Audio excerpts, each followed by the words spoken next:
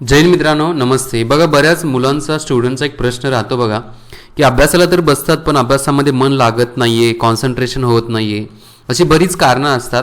तर या कारणामुळे जरी तुम्ही अभ्यास करायला बसला किंवा अभ्यासाचं एक तुम्ही वातावरण आहे त्या वातावरणामध्ये जरी गेला तर तुमच्या मनामध्ये एक वेगवेगळे विचार असतात. तर ज्यांच्यामध्ये हा प्रॉब्लेम आहे, अभ्यास करताना अशा प्रकारच्या अडचणींना सामोरं जावं लागत आहे, त्यांच्यासाठी ही व्हिडिओ आहे. बघा, तुम्ही ही व्हिडिओ जी आहे तुम्ही बघू शकता.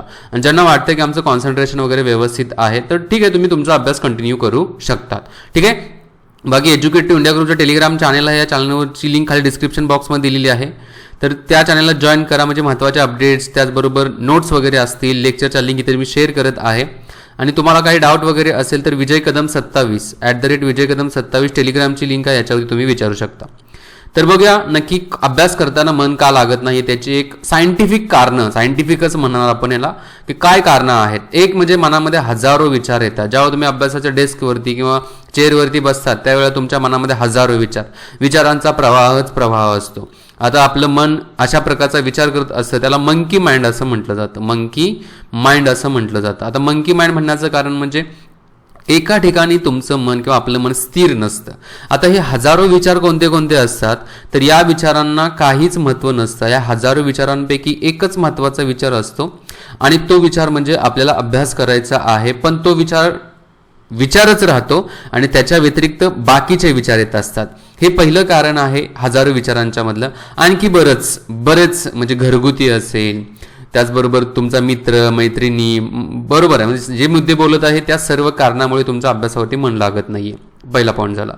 दुसरा जो आहे, अभ्यासाविषयी प्रेमच नसणे. आपल्या अभ्यासावर मन न लागण्याचं कारण दुसरं आहे ते अभ्यासाविषयी प्रेम नसणे. आता अभ्यासाविषयी जर प्रेम असतं तर तुमचं मन न लागणे हा जो काही मी मुद्दा घेतलेला आहे याच्यावरती बोलणं चुकीचं होतं मी. कारण तुम्ही एखाद्या वस्तूवरती, एखाद्या व्यक्तीवरती जर मनापासून प्रेम करत असाल तर त्या व्यक्तीबरोबर असल्यानंतर, त्या व्यक्तीच्या सहवासाबरोबर असल्यानंतर तुम्ही अजिबात बोर होणार नाहीये. बरोबर आहे. बट अभ्यास हा असा एकमेव भाग आहे की याच्यावरती प्रेम नसल्यामुळे आपण जबरदस्तीने करत असतो. आणि जी गोष्ट आपण जबरदस्तीने करतो ती जबरदस्तीने लक्षात तर राहू शकत नाहीये. आणि त्यामुळे अभ्यासाविषयी हळूहळू आपल्या मनामध्ये बघा एक नको असापणा येतो की नको बाबा, हे करायलाच नको. काही लोकांना तर अभ्यासाला बसल्यानंतर असं वाटतं कुठेतरी पळून जावं, अशी एक मेंटॅलिटी तयार होते. हे एक कारण आहे. आपण या कारणावरचं सोल्युशन पुढे बघणारच आहोत. या कारणामध्ये आपल्याला काय चेंजेस करणं गरजेचं आहे. एकदम छोटासा बदल आहे, जो आपला हा जो पाथ आहे याला थोडं असं ट्विस्ट करायचं, ट्विस्ट. ओके, ऑटोमॅटिक आपल्याला याच्यावरचं सोल्युशन भेटणार आहे. आणखी कारण काय बघा, अभ्यासाच्या फायद्याच्या बाबत विचार करत नाही. बघा, आपण अभ्यास केला म्हणजे एक सिंपल गोष्ट सांगतो मी. तुम्ही जर UPSC किंवा MPSCचा अभ्यास करत असाल किंवा इतर कोणत्याही परीक्षेचा जरी अभ्यास करत असला तर अभ्यास केल्यानंतर तुम्हाला मार्क्स पडल्यानंतर तुम्ही मेरिटमध्ये आल्यानंतर तुमचं सिलेक्शन झाल्यानंतर तुमच्या आयुष्याचा एक वेगळाच प्रवाह चालू होतो. या फायद्याचा तुम्ही जास्त विचार, एक म्हणजे दोन गोष्टी राहतात बघा याच्यामध्ये, जास्त विचार करता, त्यामुळे अभ्यासावरती लक्ष केंद्रित होत नाही, म्हणजे भयंकर अशा स्वप्नामध्ये राहता. आणि त्याचबरोबर काही लोक याचा विचारच करत नाहीये, त्यामुळे अभ्यासापासून लांब असतात. याचा मिडपात पकडायचा, मध्य मार्ग. विचार तर करायचा अभ्यासाच्या फायद्यामुळे आपल्याला काय होणार आहे आणि अभ्यास केला नाही तर काय होणार आहे. मग या मध्य मार्गाने जाणं काय आहे, तर अभ्यास करणं हा त्याचा मध्य मार्ग आहे.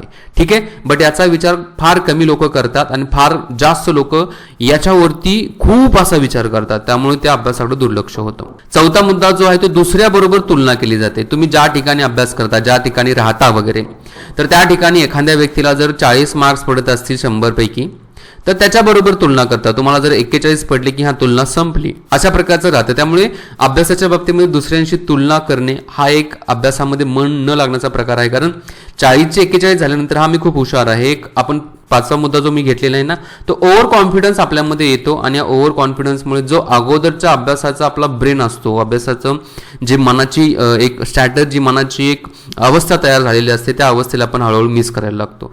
आणि सर्वात महत्त्वाचं की फ्युचरच्या विचारामध्ये बघणं असतो. जसं मी इथं म्हटलो ना, खूप असा भविष्याचा विचार करतो आणि या भविष्याच्या विचारामध्ये समजा जर हे असं झालं नाही तर काय करायचं, मग त्याच्या आणखी वेगवेगळे उपविचार तयार होतात आणि त्या विचारामुळे अभ्यासावरती मन लागत नाही. आपल्या अभ्यासावरती मन न लागण्याचे काही मूळ कारणं कळली. याच्यामध्ये आणखी बरीच कारणं आहेत. बट याच्यावरचं सिंपल सोल्युशन जे आहे, सोल्युशनचा फॉर्म्युला जो आहे EMLS, EMLS. काय फॉर्म्युला आहे बघा. पहिला उपाय काय करायचा आपल्याला, मनातील आवश्यक नसणाऱ्या विचारांना काढून टाकणे. कसं काढून टाकू शकता, मेडिटेशनच्या मार्फत काढून टाकू शकता.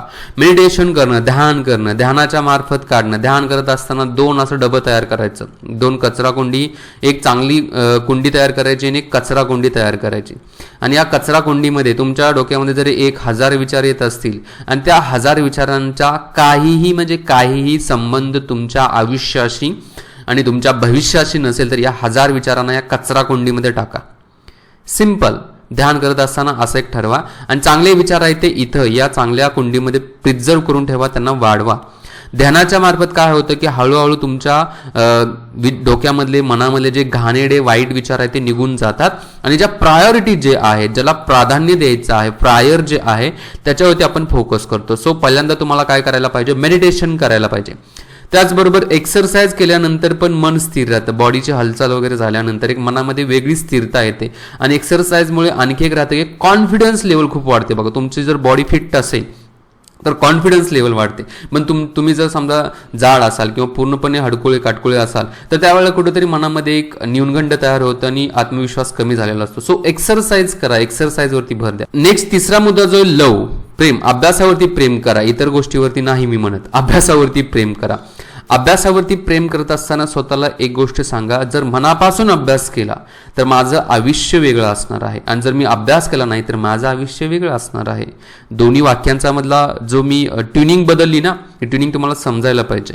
आता मी म्हणेल की तुम्ही जो अभ्यास करताना जो एक शब्द वाचत असता त्याची किंमत 2 करोड रुपये असू शकते. कशी असू शकते सांगतो ना, कसं असू शकते ते. समजा तुम्ही एखाद्या परीक्षेची तयारी करत असाल, UPSCची तयारी करताय मी म्हणेल, किंवा एक सिंपल MPSCची तयारी करत आहात. MPSC मधला तुम्ही एक शब्द वाचला, त्या शब्दाला धरून जर क्वेश्चन आला परीक्षेमध्ये आणि तो शब्द तुमच्या परफेक्ट लक्षात असेल तर त्या क्वेश्चनचं आन्सर तुमचं बरोबर होणार आहे.